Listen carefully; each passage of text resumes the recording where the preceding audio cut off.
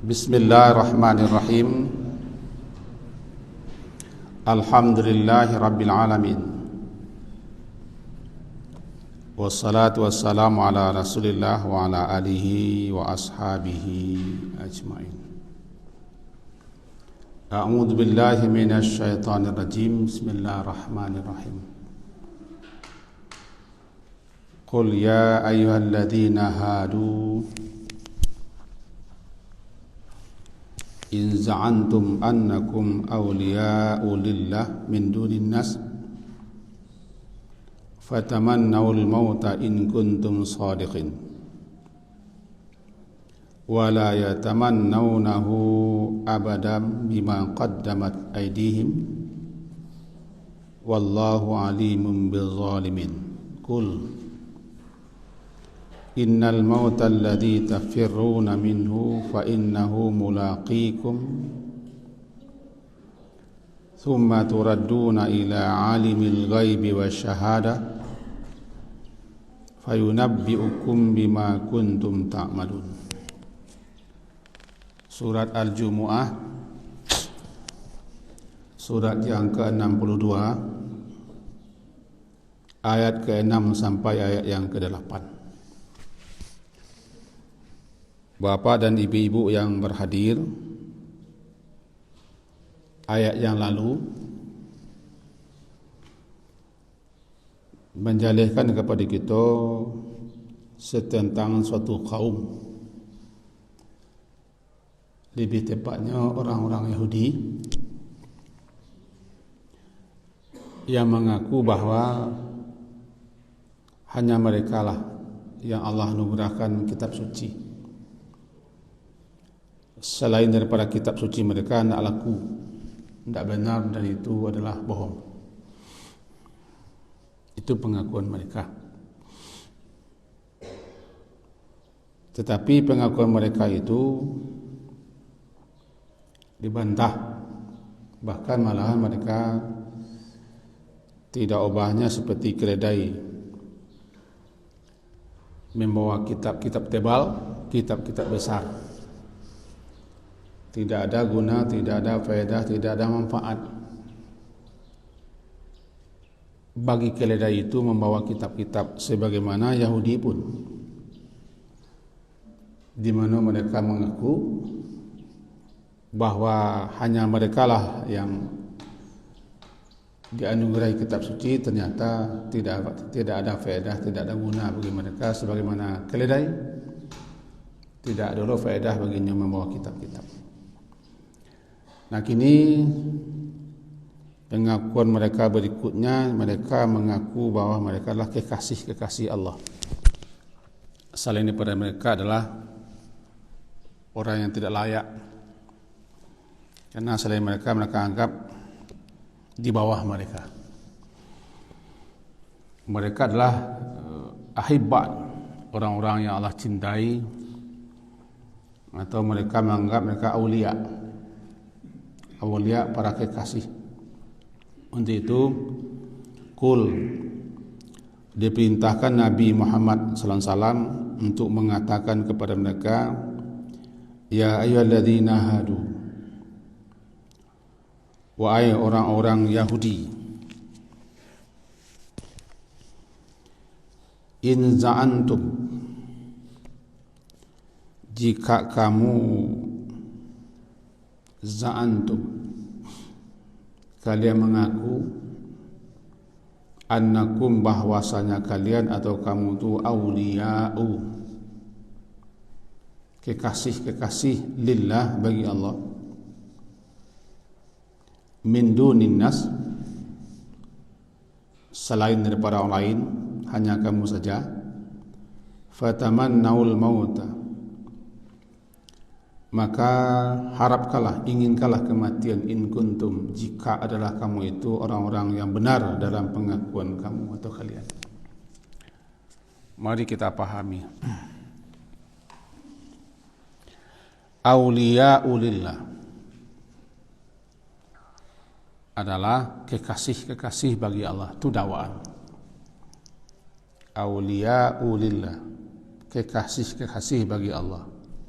bukan aulia Allah. Kalau aulia Allah adalah kekasih-kekasih Allah, orang-orang yang dekat dengan Allah, atau para wali-wali Allah. Nah, ini aulia ulillah, lillah. Jadi dakwaan mereka, anggapan mereka adalah para kekasih-kekasih bagi Allah. Anggapan, bukan aulia Allah. Kalau aulia Allah, para kekasih Allah, orang-orang yang Allah cintai, orang-orang yang dekat dengan Allah. Kena lillah. Itu dakwaan macam.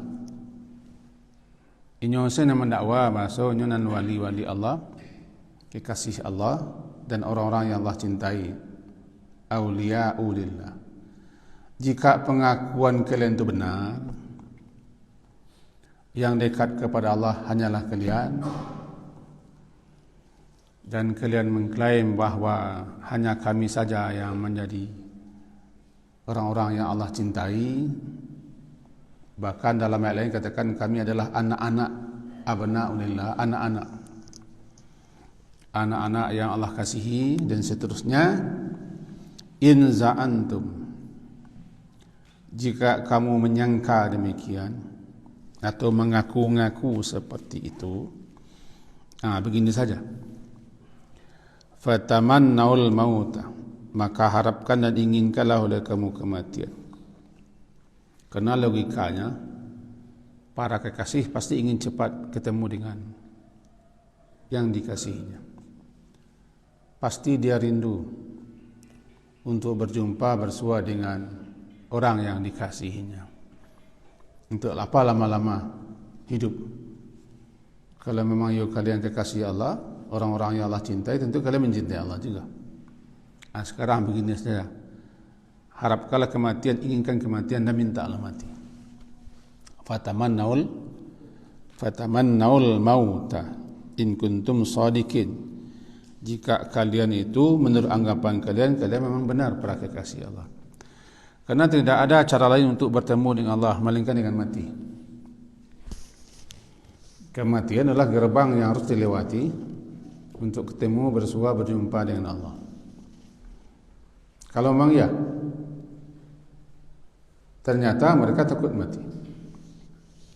Intinya, harapkanlah, inginkanlah oleh kalian kematian, karena dengan cara mati itu kalian akan ketemu dengan kekasih.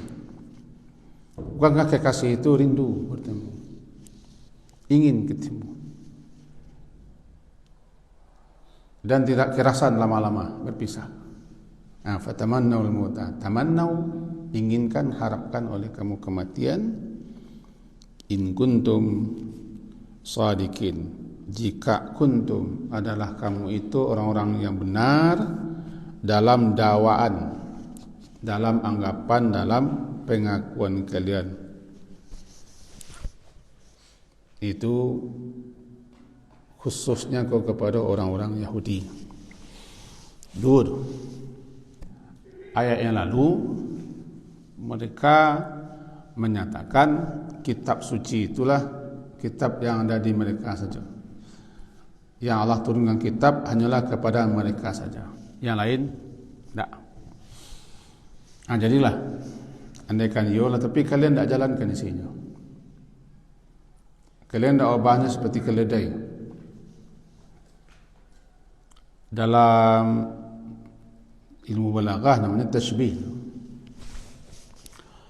Ada wajah syabahnya, keserupaannya. Di mana keserupaannya? Sama-sama tidak berguna, sama-sama tidak bermanfaat, sama-sama tidak berfaedah. Di mana tak samanya? Keledai memikul kitab, asfar itu kitab-kitab besar dan tebal. Asfar, sifir, kitab-kitab tebal dan besar. Setebal apapun, sebesar apapun kitab di bawah keledai, yang keledai tidak tahu baca. Tidak ada faedah, tidak ada guna, tidak ada manfaat bagi keledai. Nah, taruhlah kalian mengaku bahasa kalian Yahudi menganggap bahasa kitab suci kalian saja yang berhak, yang pantas mendapatkannya, yang lain tidak. dan yang lain tak kalian akui, tak ada guna kalian kitab. Sebab kalian semua keledai. Sama-sama tidak berfaedah, tidak bermanfaat, tidak ada gunanya. Kitab itu di tangan kalian. Hanya membawa-bawa, memanggak-manggak, memamer.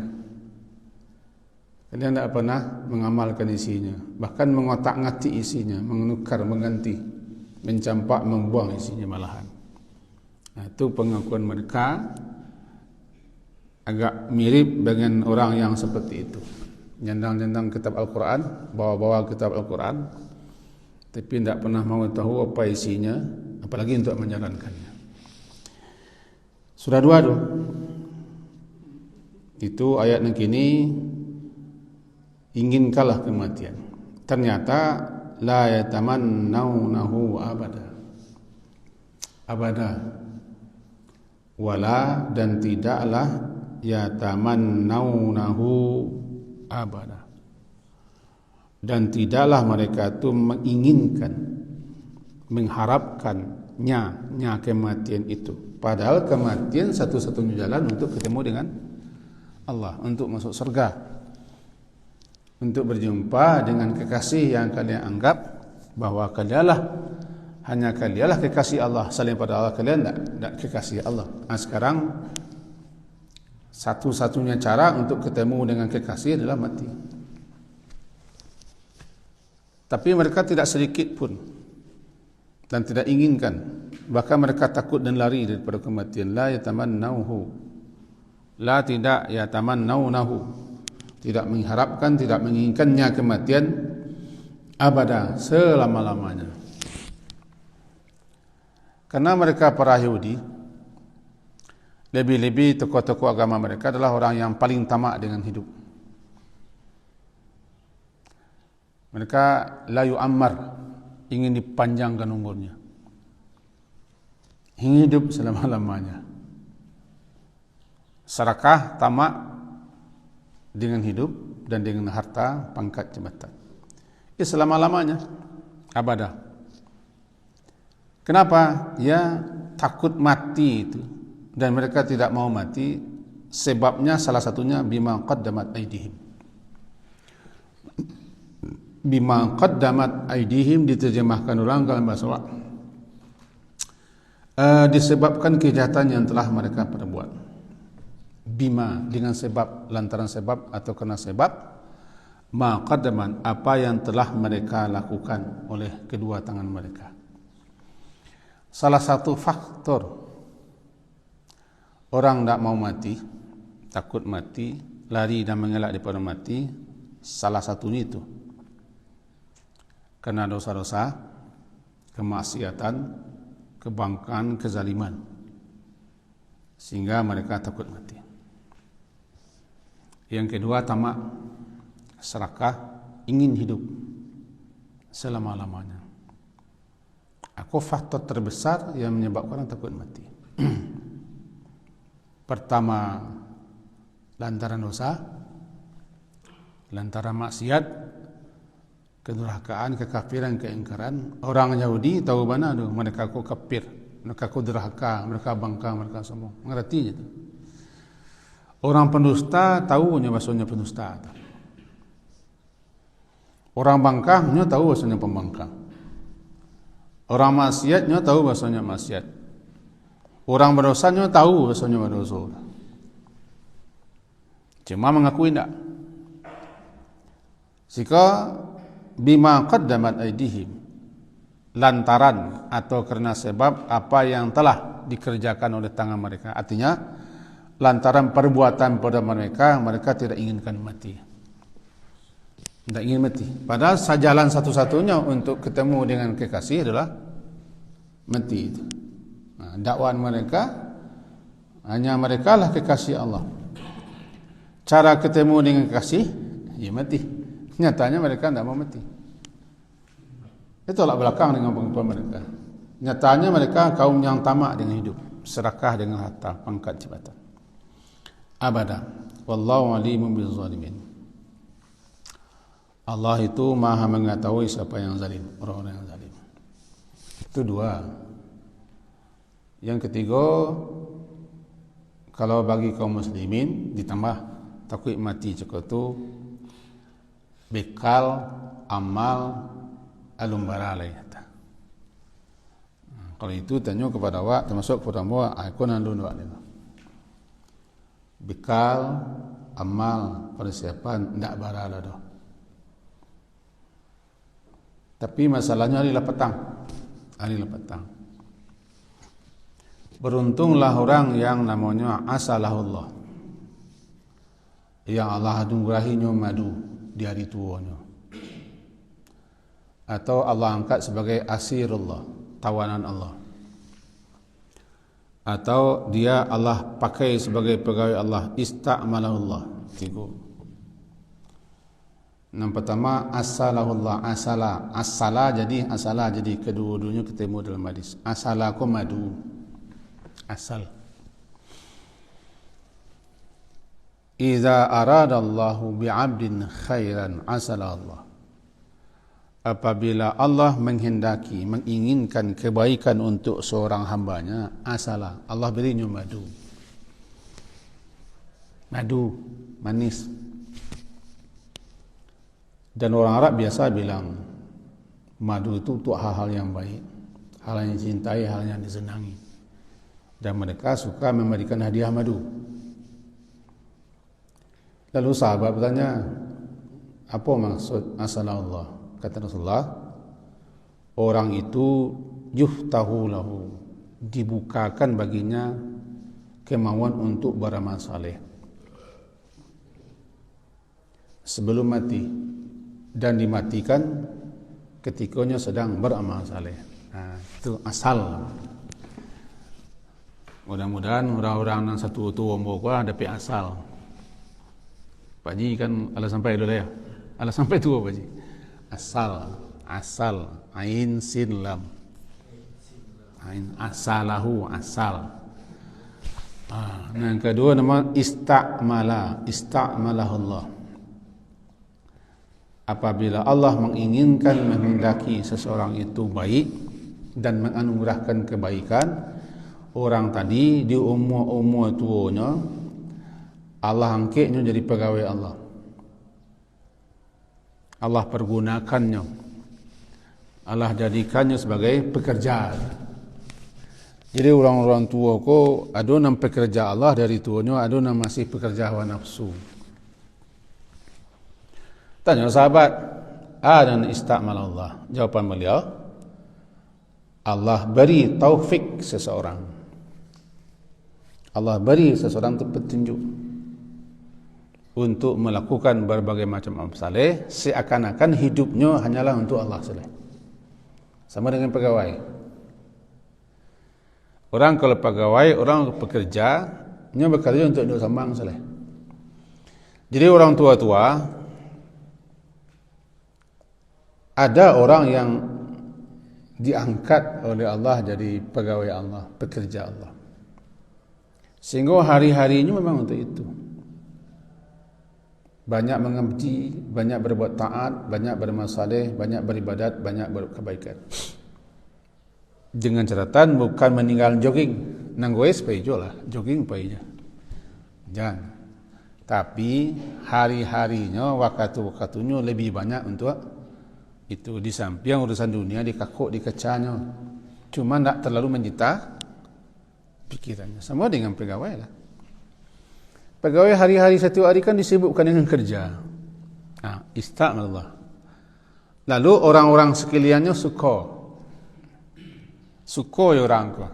Orang sekalian suka, dia nya beramal amal saleh, tiba-tiba nya dimatikan dalam keadaan itu. Namanya ista'mallah. Dua. Yang ketiga asir, tawanan Allah. Orang kalau lah masuk usia 70 sampai 80 masih hidupnya, itu namanya asir Allah, tawanan Allah. Asir, asin yara, asir Allah, tawanan Allah. Anan tawanan Allah. Orang kalau lah masuk 70 bahkan 80, segala kebaikan-kebaikannya jetat, segala yang buruk-buruk nak dianggap. segala kebaikan-kebaikannya dicatat, ditulis, penambah bekal-bekal, dan segala yang buruk-buruknya tidak dianggap. Sekian penjelasan hadis-hadis tentang itu. Orang yang sudah 170, orang yang masuk 50 namanya syekh. 50 tahun ambo ko syekh inyak. Baik inyak orang Minang ataupun inyak di umur. Syekh orang umur 50 syekh. 50 kata syekh. Lah tua tu. Untuk umat Nabi lah tua. Sebab umur umat Nabi 60. Umur umat Nabi 60 sampai 70. Orang kalau masuk 50, diambang sore yang lalu tu. 50. Syekhnya. Beko taruh umurnya kata kibar le. Sampai kata haram. Masuk 70 sampai 50 haram. Ha gadang ramim haram. Diharam kurang dua. Ada yang masih normal, ada yang tak normal. Yang tak normal namanya arzalil umur. Tuanya nyanyua. Gayanya pikun. Inyaknya edeh. Hati-hati sekarang juga. Itu namanya usia haram. Nah, Nabi mengajarkan kepada kita berlindung daripada jangan sampai mengalami arzalil umur di usia itu. Wa a'udzubika min an uradda ila arzalil umur. Arzal adalah sehina-hina. Ra dal lam arzal. Sehina-hina, seburuk-buruk, sejelek-jelek, serendah-rendah umur. Jadi umur tu kalau nak cek umur sejak lahir sampai mati, sehina-hina, seburuk-buruk, serendah-rendah umur dalam masuk usia 70 kata. Kalau kondisi itu orang tak normal. Tak normal. Usia 80. Nah, tidak semua orang. Tapi ketika ada orang yang masuk 80 atau 70 kata, itulah mulai kehilangan daya ingat. Dalam hati-hati lah masuk usia itu. Usia itu namanya arzal. Arzal. Jadi wa man nu'ammirhu nunakkisu fil khalq. Balik kita kerja pengkah. Kenapa orang takut mati? Yahudi itu takut mati dan tidak ingin mati lantaran dosanya, lantaran kesalahannya, lantaran kebangkang, kedurhakaan dan pengingkarannya, dan mereka paham itu. Lah kita juga orang berdosa tahunya bahasanya berdosa. Orang berdosa mengertinya berdosa. Orang mencilok tahunya itu tidak artinya kan. Orang maliang gadang korupsi namanya mengertinya itu tidak haknya. Kalau saya tidak. Orang berzina tahu je masuk zina. Tapi nak mengaku. Tak mengaku. Yahudi ko, tokoh-tokohnya, pendeta-pendetanya, pemimpin-pemimpin agama mengerti mereka itu berdosa, mengingkari, tidak mengamalkan isi Taurat dan begini. Mereka mengerti sangat. Saya nak mengerti lah. Dia mengertinya takut mati. Dia faham berdosa. Dia zalim, dia ingkar, takut mati, tak ingin mati. Tapi dakwaan mereka tetap mengatakan kami yang terbaik. Kami wali Allah, kami anak-anak Allah, kami para kekasih Allah, kami orang-orang yang cintai Allah, kami orang-orang yang paling utama. Kalian begini, kalian begini, kalian begini. Jadilah, diterimalah anggapan kalian. Akul. Katakan ya Muhammad, kecekkan ke Yahudi itu. Kalau yang memang kalian in za'antum annakum awliya'u lillah fatamannawul mauta. Silakan mati, minta mati, cepat mati.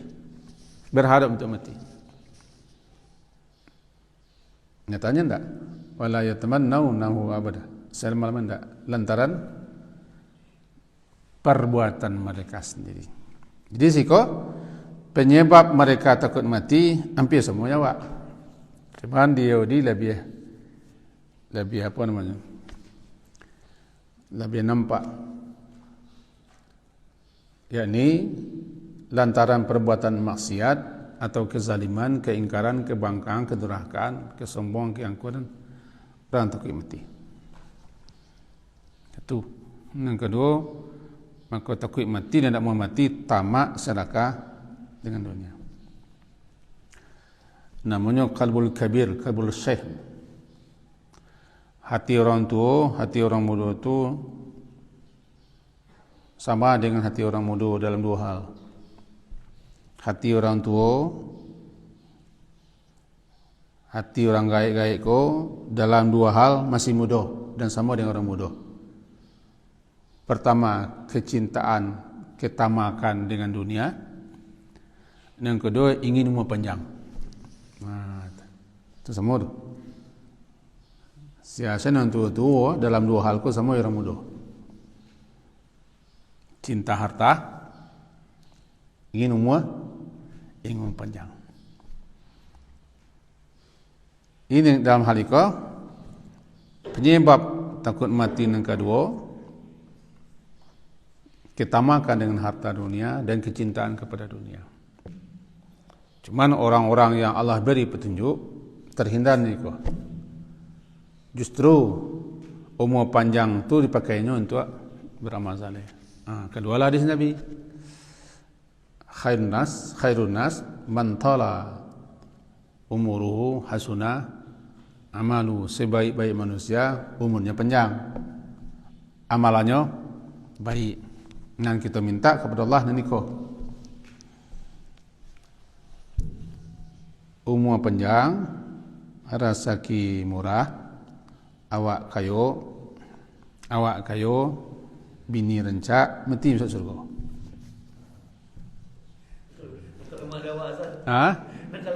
Tentu nanti minta tu nak lama dah, Pak. Nak boleh diulang lain, kau nak kaji nak kau. Nak boleh segitu saja nak. Jadi intinya bahawa orang-orang yang Allah pilih sebagai pegawainya, pekerjanya, orang-orang yang Allah akan angkat jadi orang-orang yang beramalan untuknya, berarti orang kolah dapat suatu karunia hebat, nikmat yang luar biasa. Allah angkatnya jadi pegawainya. Batu Allah beri dia taufik, Allah bukakan pintu-pintu beramal saleh. Orang lain suka gitu, dia suka beramal dan diwafatkan dalam kondisi itu. Nah, kalau kita cari orang makin tua makin rajin, syukurlah orang. Artinya Allah angkatnya sebagai pegawai Allah. Allah beri dia asal madu. Allah tawannya di muka bumi untuk hidup lama, supaya terus beramal dan manfaat bagi orang lain. Saya kira begitu. Tapi ingat, wallahu alimun bizzalimin. Allah tahu benar, Allah alim, Allah Maha tahu siapa yang zalim. Ujung ayat yang ketujuh, wallahu alimun bizzalimin. Allah Subhanahu wa taala, Allah yang Maha tahu, yang Maha kuasa segala-galanya. Dia mengetahui betul siapa yang zalim atau orang-orang zalim. Orang-orang zalim di antaranya itu Yahudi itu. Kezaliman mereka satu, kezaliman kepada Allah satu tu. Zalim kan begitu kok. Zalim kepada Allah, zalim kepada sesama, zalim kepada diri. Zalim kepada Allah puncaknya syirik dan kufur, serta kemunafikan dan kefasikan itu puncaknya. Ya, zalim kepada Allah puncaknya syirik, kufur, nifak, fasik. Puncaknya. Anak zalim kepada Allah, kita menentang, kita melawan, kita tidak taat, kita tidak patuh, kita melanggar aturan-aturan Allah. Itu zalim kepada Allah, puncaknya syirik. Yang kedua, zalim kepada sesama. Kau nak kita pahami. Anak zalim kepada sesama, kita melakukan tindakan-tindakan, perbuatan-perbuatan, sikap-sikap termasuk ucapan, perkataan dan keputusan serta kebijaksanaan yang mengakibatkan orang terganggu, tersakiti, ternaya, tidak senang dan tidak suka. Itu namanya zalim. Zalim kepada manusia. Paling lama hisab nanti nang kedua kau.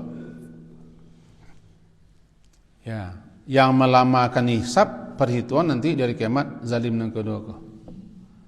Kalau zalim kedua kepada Allah sebentarnya diampuni atau tidak diampuni. Tapi kalau zalim kepada manusia, orang-orang yang kita zalim itu menuntut, mengadu, melapor kepada Allah. Hewan-hewan diduitkan untuk diterima pengaduannya atas perlakuan manusia. Itu bahayanya zalim kepada sama. Kalau senegara orang kita zalimi baru, itulah bala dah.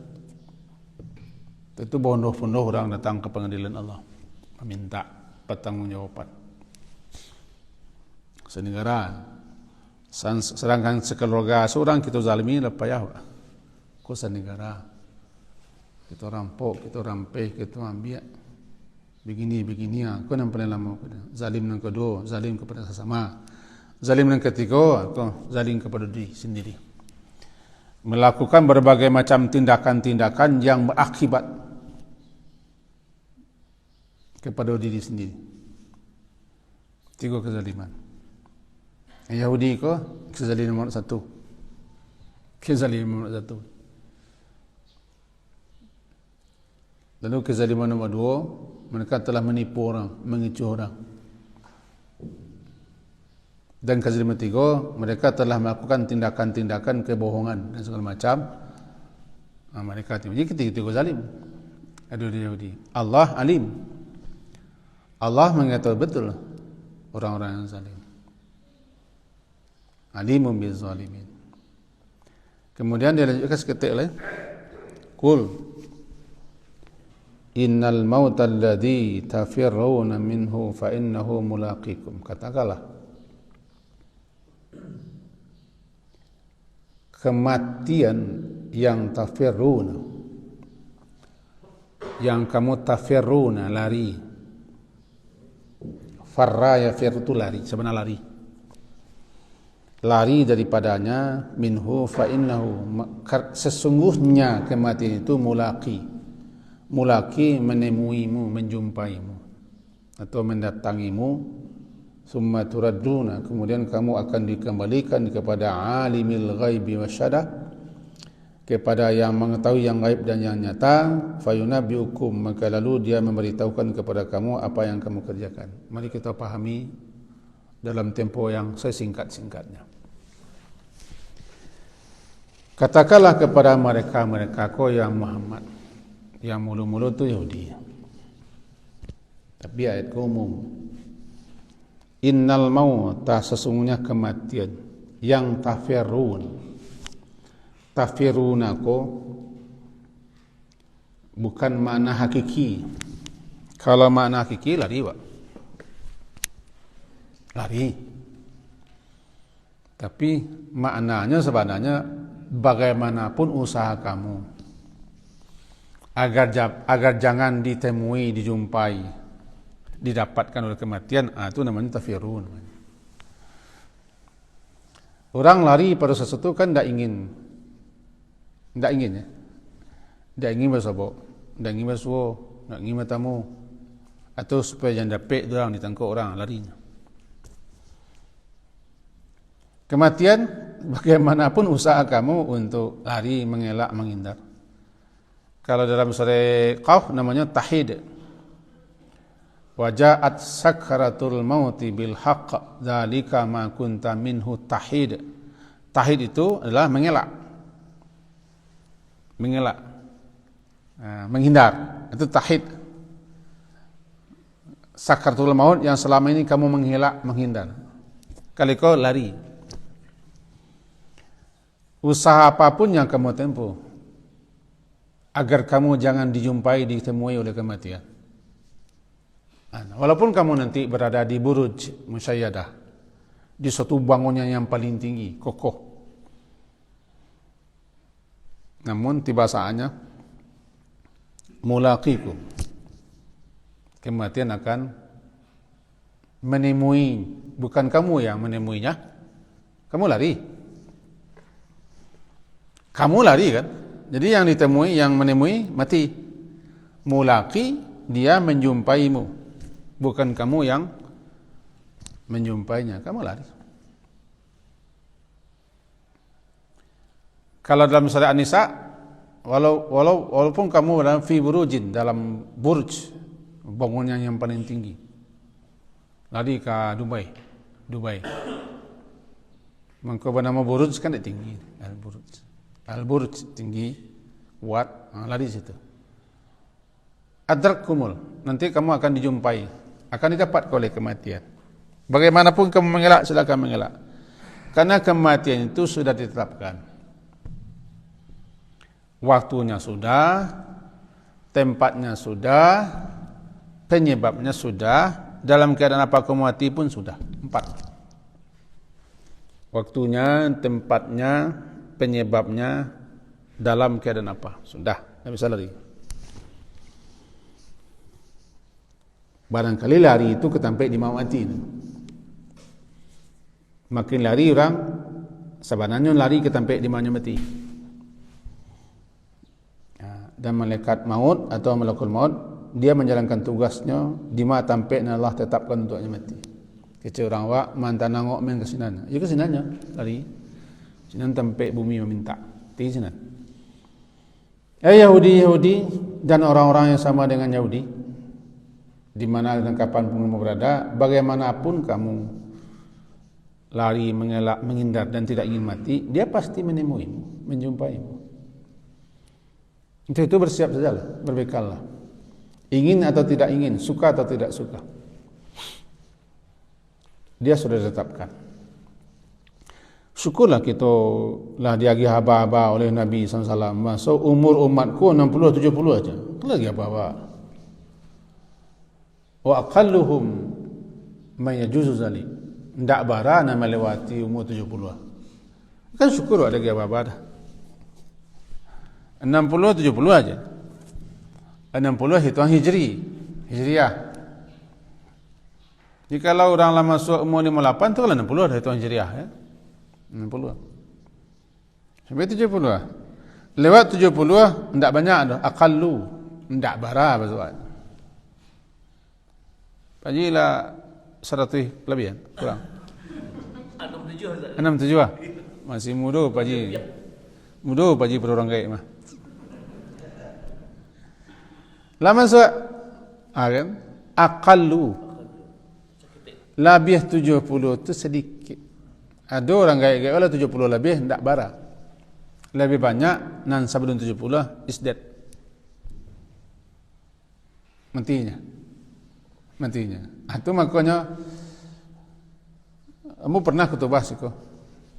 Jumat lampau sampaikan namanya mu'tarakul manaya. Oranglah masuk kepada kancah pertempuran dengan mati itu umur 60. Berarti kalau umur 60 oranglah masuk ke langgang. Masuk oktagon. Masuk ring, masuk lapangan. Allah. Bukan bekas itu dulu. Gini itu tidak mengerai. Masuk ke kancah. Di kancah, di medan, di lapangan, di ma'rakah itu, kita lawan kita cik mati. Cuma bagaimanapun kita melawan mati, nak tiba di ayamnya le masuk ang kena ulah. Cuma bila ulah ka contoh salah. Tiba di kami yang menggale anak itiak ya, bala masuk anak itiak kelang ketidiang, bawa ke pekan. Tiba di urang membali sini tu. Nama ketujuh di kau ambil lah cik orang. Beracik tu, beralah cik. Itu di dana, ambil nak itiak nak ayam. Habis wak. 60 lah, 60. Siapa pun yang masuk 60 kita lah lagi apa-apa oleh Nabi. Itu namanya KM 60. KM 60. Iyalah. Orang kalau masuk KM 60 itulah KM waspada namanya tu. KM 60 waspada. Sebabnya lah mu'tarak, oranglah masuk ke kancah peperangan al-manaya dengan kematian. Mu'tarakul manaya baina sitin ila sab'in, antara 60 70. Nah, lewat daripada itu dapat dispensasi. Berarti nyo tawanan Allah. Allah tawannya hidup dulu. Allah angkatnya jadi pekerja Allah, Allah berinya madu. Tapi ujungnya mati. Saya tabang setinggi-tinggi tabang bangau. Tujuannya kan kaku bang jo pulangnya begitu kan. No kaji-kaji wak je lah. No layang-layangku turun ada nan normal, turunnya ada nan diturunkan. Nendak normal tigo. Nan pertemuan angin kencang tu tak normal, putui. Nan kodo jalabe basah layang tu. Anang ketiga orang nan punya nan penek. Ikumpa no benang. Anang kampe baru nomor hari lah petang. Anangan kepilih ya. Layang-layangku turun no ampe perkara men aku. Angin kencang atau hujan lebih atau orang punya pasai ni macam dia. Panik kumpa no benang. Pari delita aja kan. Anang kampe normal. Anang normal komelah. Kalau bisa milih normal. Kerja selesai. Tak boleh tambahin gini gaji. Kesimpulannya buat selalu seorang kesimpulan. Sekian kaji kita. Masih tagunjai kaji. Ayat ke-8 tagunjai kaji kita sudah selesai. InsyaAllah panjang umur ada waktu kita lanjutkan. Semoga kita kau orang yang takut mati lantaran dosa. Kalau takut mati lantaran dosa kan supaya kita bisa minta ampun, perbanyak bekal, perbanyak persiapan. Tidak ada cerita. Yang paling syukur kini pegawai la pensiun tu syukurlah. Bangku syukur. Enyo nak kerja, ti masuk aja. Kami misalnya beramal, kami ni tak pegawai ko, boleh. Ngakih je. Wah disuruh je beramal ngakih je. Itu je syukur-syukur saya jadi pegawai nak dapat untung apa. Awak nak kerja gaji dapat kan 3 kasur milih. Sesekali orang lawan kan masalah. Sekian subhanakallah wa hamdika asyhadu an la ilaha illa anta astaghfiruka wa atubu ilaik. Wassallallahu ala Muhammadin wa ala alihi wa sahbihi ajma'in. Alhamdulillah.